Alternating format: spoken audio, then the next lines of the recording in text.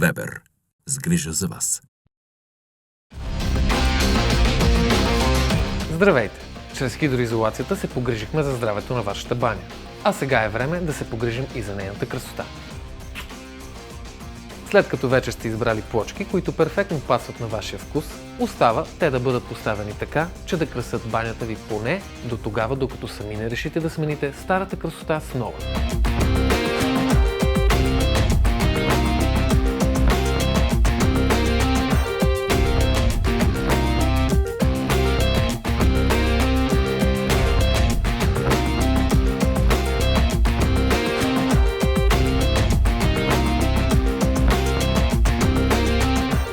Първата от задачите, свързани с лепенето на плочки, е подбора на правилното лепило.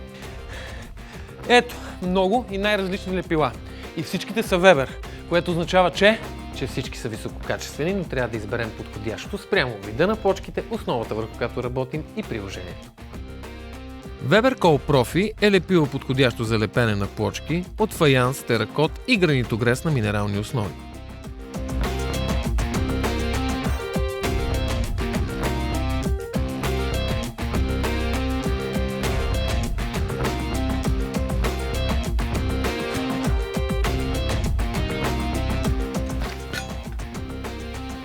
Трябва първо да си оберем кофта. Мразя мръсни кофи отвътре. Доброто залепване зависи от трансфера на материал или колко лепило ще се пренесе върху гърба на плочката при поставянето й. Колкото повече лепило се пренесе, толкова по-здраво е залепването. За да подобрим трансфера, е препоръчително да обмазваме както основата, така и гърба на плочката.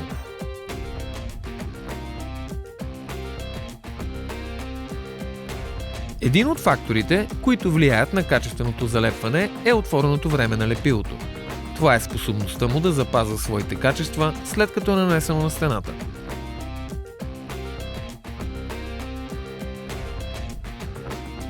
Ако повърхността, върху която ще работим, е хидроизолирана, по-подходящ вариант е лепилото Weber Col Flex.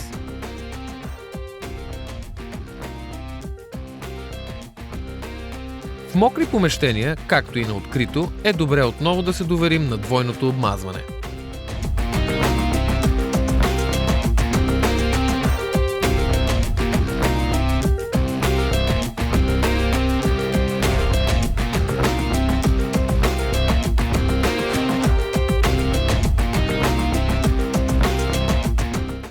Караджов, кажи. Браво! Много умно, харесва ми. За едната повърхност така, за другата така, доволен съм. Ами Вебер, колега, те хората са го измислили.